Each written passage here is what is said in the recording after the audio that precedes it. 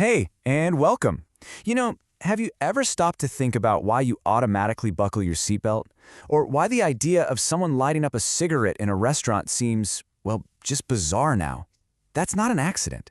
That is the power of social marketing. And today, we're going to dive into the 8 key strategies that make it all work, strategies that can literally change the world. I mean, really think about it. We're surrounded by these public health campaigns, right? Wear your seatbelt, don't smoke, eat healthy. Some of them really hit home, and others just fall flat. So what's the deal? What's the secret sauce that actually convinces us to change our behavior for the better? Okay, so let's break this down.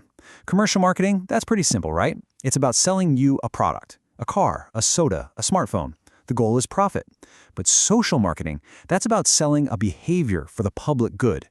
It's not about financial gain, it's about societal impact. It's a totally different ballgame, and that one little shift changes everything. So the first big idea here is all about selling behavior change. At its core, this whole thing is about making people want to change. It's about getting them to see the real value in doing things differently. All right, so here's the formal definition.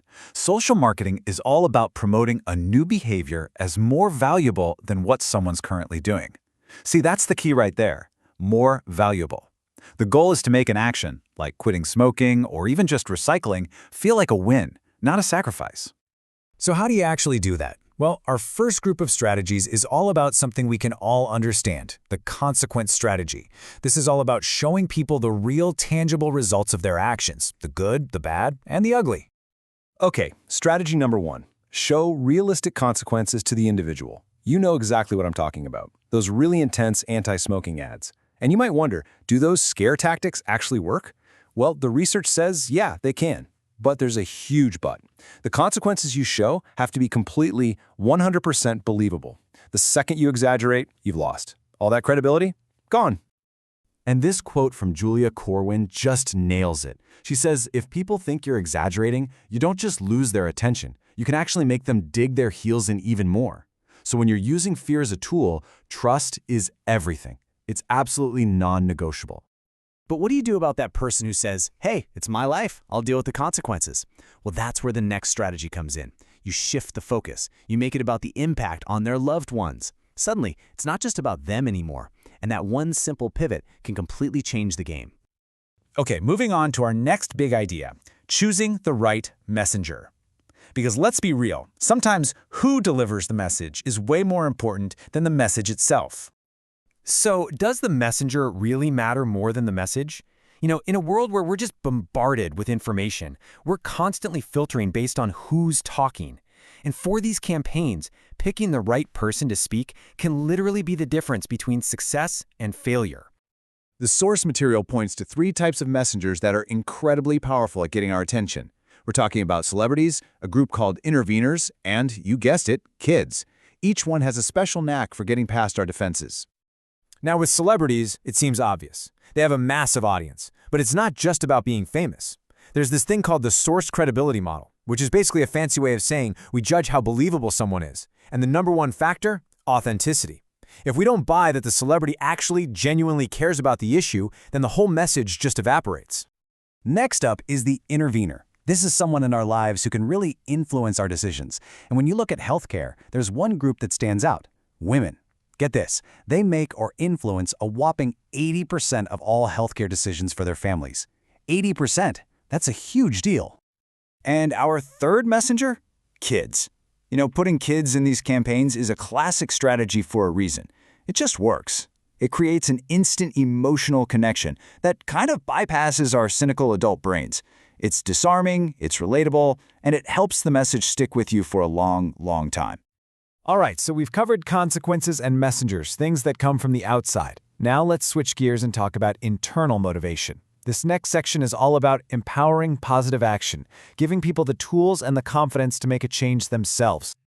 Research is really clear on this. People respond way better to positive messages that tell them what they can do instead of what they can't. It's subtle, but it's so powerful. Think about it. Don't litter feels like a command, but help keep our parks beautiful? That's an invitation. It makes you feel like part of the solution, not part of the problem.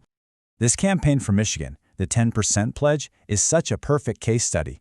See, they didn't just scream, lose weight at people. First, they made the commitment simple and achievable. Just lose 10% of your body weight. Then, and this is the important part, they gave people the tools they needed, like starter kits and tips. And finally, they built a community around it with things like Facebook pages. It's a textbook example of how to empower people. And of course, in our world, a lot of this empowerment and community building happens online. I mean, it's probably no surprise to you that a staggering 92% of marketers are using social media just to get exposure. It's where we all are, so it's the natural place to start these conversations. But the real magic of social media here isn't just the sheer number of people you can reach. It's about building a community of support. When you're trying to make a tough change, it's so easy to feel like you're the only one struggling. Social media can completely smash that I'm alone in this fight attitude and replace it with a real network of support. Okay, our final section deals with what might be the biggest challenge of all, breaking through the noise. I mean, we live in a world that is just constantly screaming for our attention. So how on earth do you make a message about, say, public health actually get heard? 3,000. Just let that number sink in for a second. That's a conservative estimate of how many ads the average person sees every single day.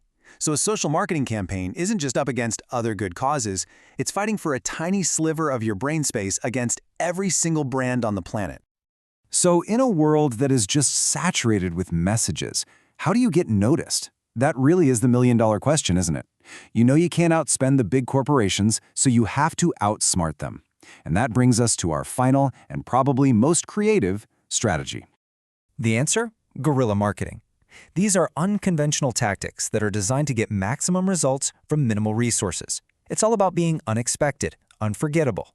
So we're not talking billboards, we're talking urinal mats and bar coasters. Forget expensive TV commercials. Think about a message on a restroom mirror or sidewalk chalk. It's all about catching people completely off guard, right where they are. And there you have it, the playbook for social marketing.